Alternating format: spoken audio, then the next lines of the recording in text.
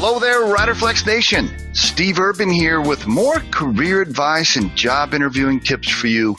And as a quick reminder, if you enjoy our podcast, please remember to subscribe to our channel and like the episodes.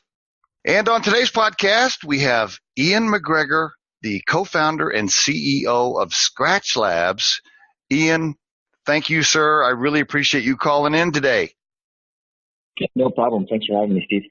Absolutely. You know, you're the perfect guest for the show, right? Because you know what it's like to go through startup and to build a company from small to medium size, and you've been through so much already as a young CEO, and so you're the perfect guest. I can't wait to ask you some of these questions. Can you give the listeners, just give them a little bit of an overview about yourself, a little personal, a little professional, if you don't mind? Yeah, absolutely. I think we could probably take the whole time and run through this stuff, but we'll keep it short and focused. I grew up in Netherlands, which is a small town just about 15, 20 miles west of Boulder.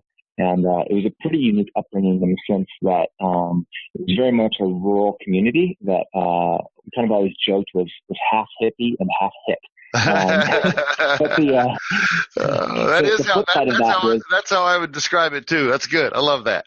Yeah. The flip side is that, in 45 minutes, you could be, in downtown Denver and attend, a proper natural history museum, or a professional sporting event.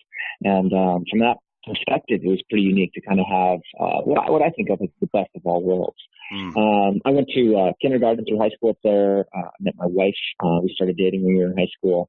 I missed a lot of school, particularly middle school and high school, as I grew up ski racing, and that was really the focus of my life at that time. And it was ski racing actually that led me to sort of the next adventure I had, which was in cycling. And ultimately what happened is I started college at the School of Mines, made it one whole semester, and dropped out of school, which sort of led me down the road. Led me down the road of racing professionally. After a couple of years, ultimately had a 7-year career. Spent about 5 years living in Europe. It was a really, really hard way to make a living, a lot of pain and suffering. And I would say I was a little bit like the backup wide receiver, right? I was on some big teams that did some really big things, but I was far, far from the star. That ended pretty abruptly with a leg injury, and ultimately found myself back in undergrad at School of Mines in mechanical engineering. Kind of a full circle journey there. Gotcha. Well, I appreciate you sharing that. So you were an athlete early on, even in high school, doing lots of skiing and so forth, and then into racing. And then from there, tell me where the entrepreneurial, bug comes from. How does that happen? And kind of walk us into Skratch Labs. Yeah, great question. So I think it's funny, right? Hindsight is 20/20. I never would have thought of myself as an entrepreneur. In fact, I would even describe myself and how Skratch started as being a reluctant entrepreneur. But when I look back at my youth, it's pretty funny. I actually sold origami in the Pearl Street Mall when I was 13 years old, and did, little tricks kind of thing for a couple bucks, and had the street vendor certificate that my mom thinks is just the funniest thing ever. And actually, when I first started college, I had a candle company, where one of our largest customers was Art Mart, which is a store in Boulder also. And we sold candles to a lot of restaurants. And again, I never really actually gave that stuff attention. In fact, I never really even thought about it again until the last few years when people started asking me questions like this. I think I just always sort of had this mentality of hustle, and right. Oftentimes saw problems and would find a way to come up with a solution. And if that solution kept me from having to have a normal job, then I ran with it. And then Skratch Labs. So tell us the connection there. How did that start? And by the way, let's just for the listeners on the podcast, you might want to just kind of give them a nice overview about Skratch in case they haven't used the product. Yeah, well, I'll circle around and let people know what it is, but let me start with why it exists and where it started. So back when I was cycling, I met my business partner, who's the founder of Skratch Labs, and his name is Dr. Alan Lim, and Alan has a PhD in exercise physiology, and one of the teams that I was on myself racing for, he was the director of sports science, and really the formulation and creation of the products that Skratch uses, I mean, they're from him, right? They're his baby, they're his genius.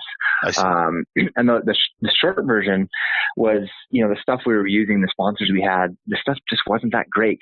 And, he got tired of us complaining. And so he started making his own. And I definitely remember, try this bottle. Like, oh, no way, spit it out. That's disgusting. Try this. Oh, that's a little better. 5 hours later, nah, not so good anymore. And really, over the course of a couple of years, starting purely from a problem-solving standpoint, Alan was able to really develop a set of formulas that would taste better than anything else that was available on the market. And I think it's really important when I look back on that, what I see happened was that there wasn't an operations team or experienced folks saying, how are you going to scale that? There wasn't a marketing team asking the question, how are we going to differentiate this, or how are we going to convince people that it's better? And there wasn't a finance team talking about margins or cost of goods and these other sort of constraints. And I think it was that sort of, unbounded environment that allowed Alan to really see outside the box and focus purely on creating something that was better. And from there, after I had an injury and kind of stepped out of cycling, Alan and I were working together on some various projects, a lot of stuff in the wind tunnel, some more technology-based stuff in the sport of cycling. But it was really our friends, right? It was my former teammates, his former colleagues, the people we used to race with, work with, et cetera, folks from the Tour de France, Olympians, et cetera, who just kept asking for the strength mix. I see. And it was that ask that, like I said, took us from being reluctant entrepreneurs to saying, wow, here's something that people want, and we just kind of wanted an easier way to sell it to them than, in Ziploc bags, and the rest, if you will, they say is history. I'm having this visual of you and Alan in a garage making this hydration mix, with products. I mean, is that the visual there? Something like that? It is. Absolutely. And I'll tell you, it started even in more grassroots than that. I mean, Alan had this tiny, 600 square foot apartment in Girona, Spain, which is kind of home base for all of us over in Europe. And he was making this stuff in a KitchenAid blender, 1 and 2 pounds at a time. That's great. That is so great. And there was there a conversation at the kitchen table, you and him at night, you're like, okay, we might actually be able to turn this into a business, or how did that happen eventually? When was the corner, you turned the corner from? Yeah, go ahead. Well, I mean, we didn't. And again, that's the reluctant part, right? We never set out seeing an opportunity. We never set out seeing a market space that we could go into, right? It was quite literally one of a couple dozen different projects and ideas that he was working on, that I was working on, that we were working on together. The one little aha moment that I had, and I kind of find this kind of comical because, at the time I had no formal business training. I recognized pretty early on that this one had the best margins. I see. And, it had a lot less startup cost than trying to get, some carbon molds to make a more aerodynamic helmet, which was another project we were working on. Gotcha. It kind of had the lowest barrier to entry. I see. And that's okay. what worked. So, again, kind of dumb luck. and now, I mean, wow, how many SKUs now? How many different products does Skratch Labs sell? Yeah, so I would say, to take maybe a step back for folks that aren't familiar, Skratch Labs in its simplest form is a natural sports nutrition company. What we're all about is pragmatically solving problems for bodies in need. Mm-hmm. Right now, the focus, our niche is geared very much towards the endurance space. So if you think about people who are running, you think about people who are hiking, you think about rock climbers, cyclists, of course, that's our core consumer. That's our niche. And you can find our products in about 6,500 brick and mortar stores in the U.S.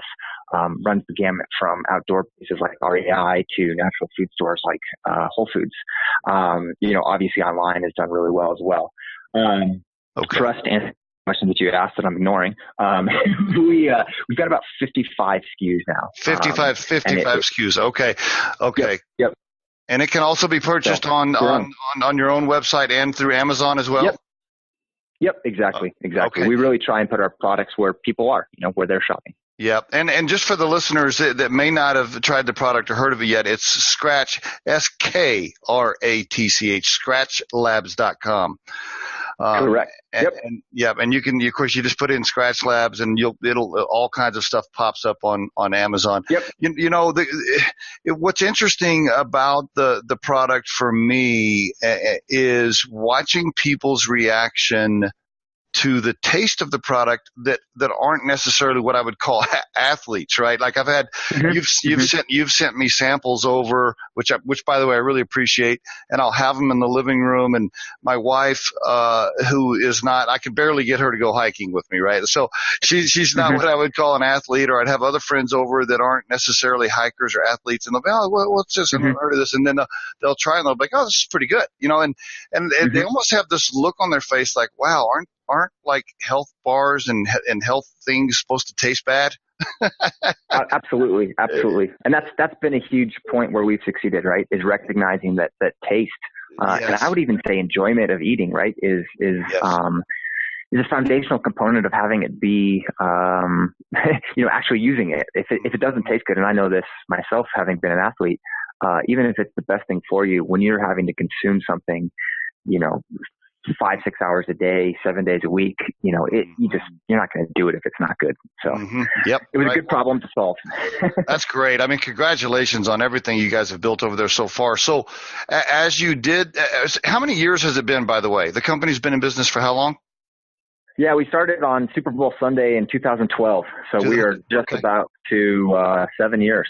Wow. So we're in that tweener spot. It's, it's not a startup, but we are far from a large company, and, far from a sure thing, and we continue to evolve constantly. So it's a fun place to be. As you've evolved, you've obviously worked really hard to surround yourself with quality people, and in doing so, you've gone through lots of interviews and trying to dissect who fits your culture. Let's talk about that a little bit. How do you decide who fits the Skratch Labs culture, right? What do you look for in a candidate to go, okay, that person right there, he or she, they fit our team? How do you get to that point? Yeah, well, let's take a quick step back. When I think about folks on our team, I really think that there are three categories. Okay. The first one I would say is experience, right? And I think ultimately the shortest way to answer that is with somebody's resume, right? Of course, oftentimes there's more to the story than that, but in terms of filtering large groups, that's the place to start. The next would be talent, and again, maybe a little harder to measure. And to be clear, I'm not talking about IQ or maybe even straight EQ. It's a little bit this made up algorithm of what is somebody's potential, right? Mm-hmm. And then the last piece would be culture. And, what I found is that, believe it or not, experience is where a lot of people want to default. But when I look for folks, unless it's maybe at the executive level, experience just isn't that important to us. It really all comes down to talent, and it all comes down to culture. For us, we define culture with a set of 4 core values. Okay. And, I think core values can be a little cliche, and they can be a little overused, and you hear about them in a lot of places where they may not mean a lot. What I can tell you for us and at our company is that they're not optional. That they are expected, and that we've got a defined bar that people have got to be above. And if you're not, anywhere across the company, absolutely myself included, you've got to make improvements there. And if you don't in a very short period of time, you're out. And, by sticking to that, and sort of a very, very harsh line, we've created a team of people, 25 folks who are all behaving the same and all have very clear expectations of what they get from those around them. Good. That's good. It's worked really well. Yeah, it's been really well. And I think the last thing for me there, and we talk about this a lot as a company, and particularly with candidates and with people who are coming in, it's not to say, nobody, myself included, nobody's saying that we're right and somebody else is wrong. Or vice versa. We're just saying we're maybe not right for each other. Mm-hmm. And that's totally okay. There's nothing wrong with that. Exactly. Is there one or two favorite interview questions you have that you've developed over time? Yeah. I've got one. I mean, I saw that question from you, and one popped in my mind instantly. So I love asking this question. Of course, it can be tweaked slightly depending on where the conversation goes. But the gist is this: what criticism did your peers and boss make of your work? And for me, when I ask that question, what I'm looking for is, I'm not looking for a weakness, which is, I think, what people are probably, anticipating is, oh gosh, if I say, I don't follow through on details, like I'm not going to get this. I'm not looking for that at all. What I'm looking for is self-awareness, learning, and most importantly, a desire to improve. Good stuff. And I think it's really, gets buried inside that question. It's easy to kind of skirt it, but it's, the folks who've worked well, man, they can answer that quickly with some really deep, humbling things. Yeah, humble is the word I'm thinking of for sure. Yes, if they're humble enough to be able to answer that properly, man, that's a huge positive sign. So it's 25 people now. That's great. Wow. I mean, really congrats on what you guys have done there. What was well, I'm sure there's been a bunch of scary moments. Is there one or two that you kind of reflect back and you go, oh my gosh, like biggest, scariest kind of moments early on for you guys? Yeah, I mean, I don't know that that's changed. When I go back and look at notes and look at journals, I definitely can't say something early on, right? I think that in many cases, right, popping in my mind this sort of loose quote of, more money, more problems, and not saying we have more money, but, you get more people involved and it just creates complexity. So first and foremost, things haven't faded. It hasn't necessarily, those fears haven't gone away. At one point in time, we did have to sue a multiple billion-dollar company over trademark and trade dress issues. And I can tell you that's one that I lost a lot of sleep about. It was hundreds of thousands of dollars of an expense that were real costs that we paid, and some real fear about what it could have been, had it gone poorly. And particularly because that's not without sounding whiny or like a victim, it's just not a fair fight. Had they wanted to just pick the fight and be mean, it could have really damaged us. So I'm happy that it didn't work out that way. I'm happy that it worked out. The other thing for me that's not necessarily a scary moment, but I think one of the biggest hurdles in learning for myself was this idea of building a team with people that are better than yourself. And I see that as an enormous positive, but I also, I think it's hard. I think that's scary.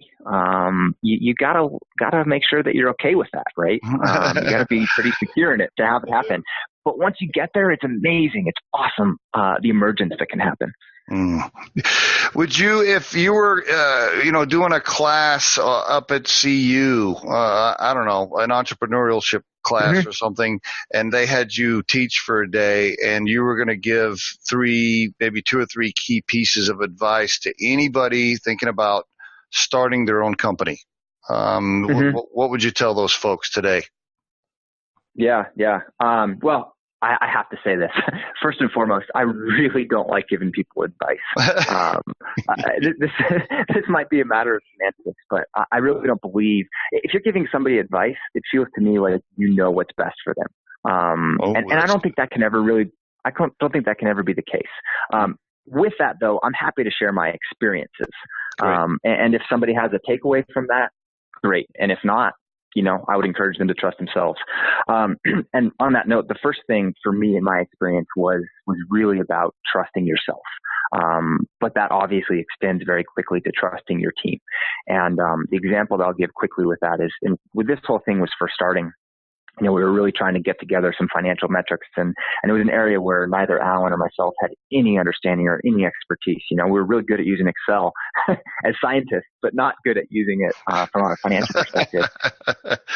And we, out of our ignorance, we paid this, tax firm like $5,000 or $6,000 to do, some forecasting stuff.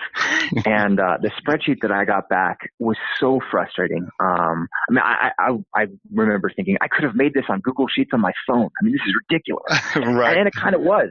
But the lesson in that was to just recognize that, in many cases, you might know more than you think you know. So that's one. The second one for me is that I really felt and have dealt with consistently is about risk and the perception of risk. So a quick side story. About 3 years ago, I hired a guy named Jeff, who's our VP of operations. And for perspective, Jeff, 15 years ago, he was a regional manager at Budweiser.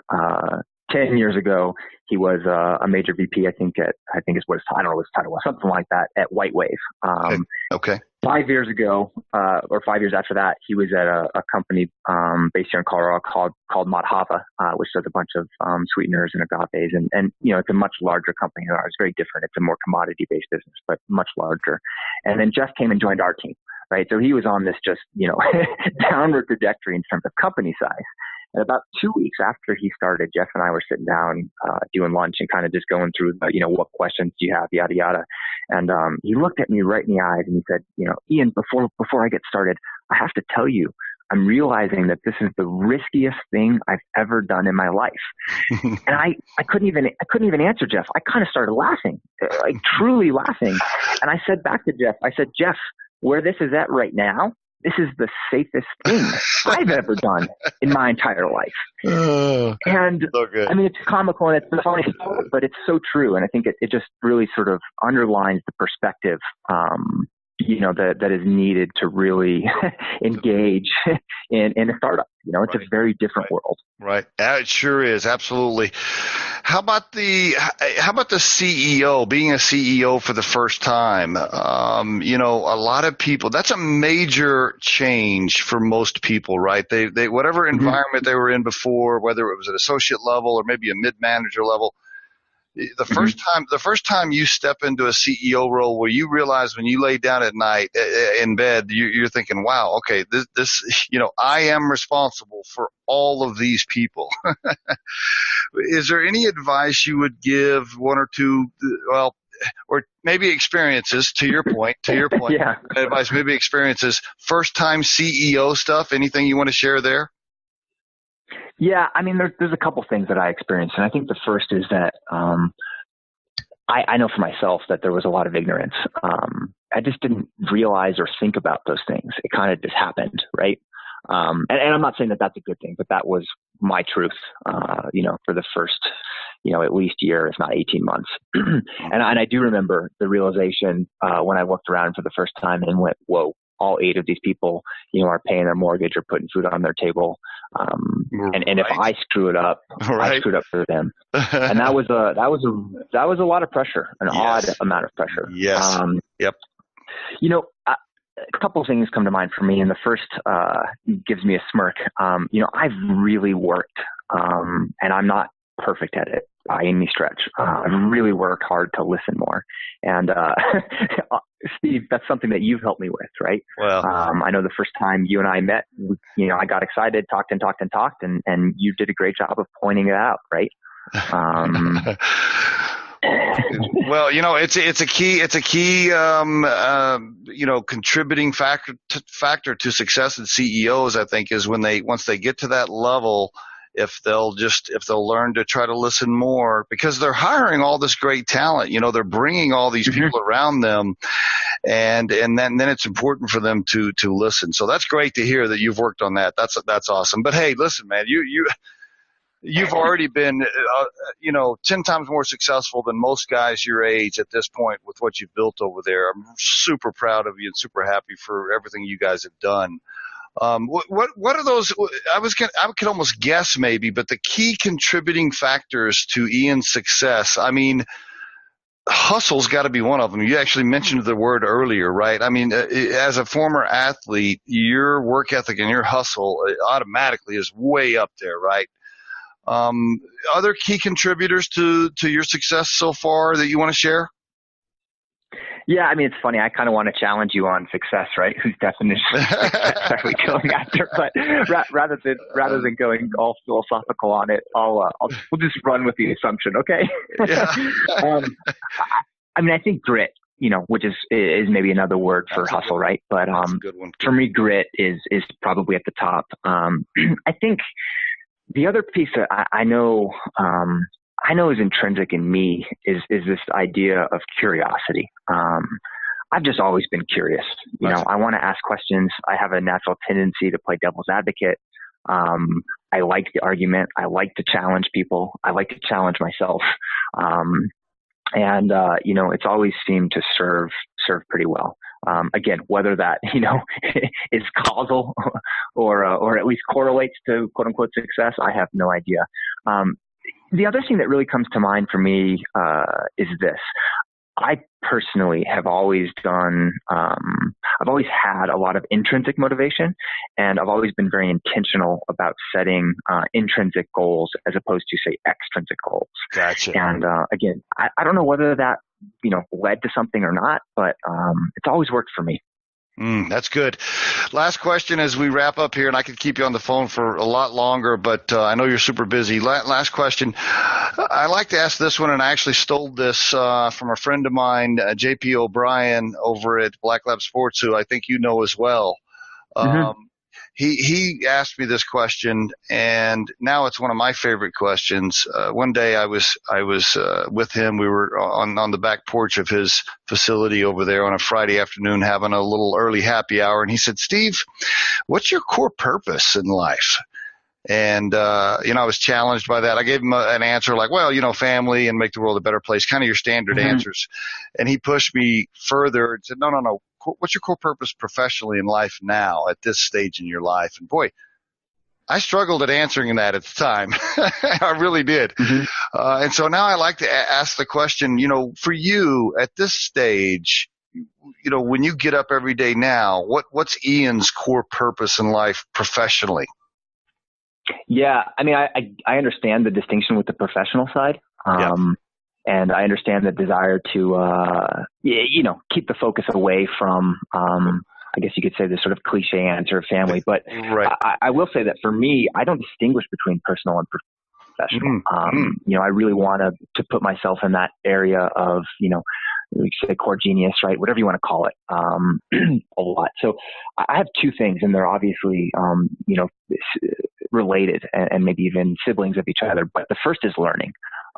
That's what fuels me more than, that's great. Specific levels of financial success, et cetera. But the other side of it, and the part that I've really learned over the last couple of years, is teaching.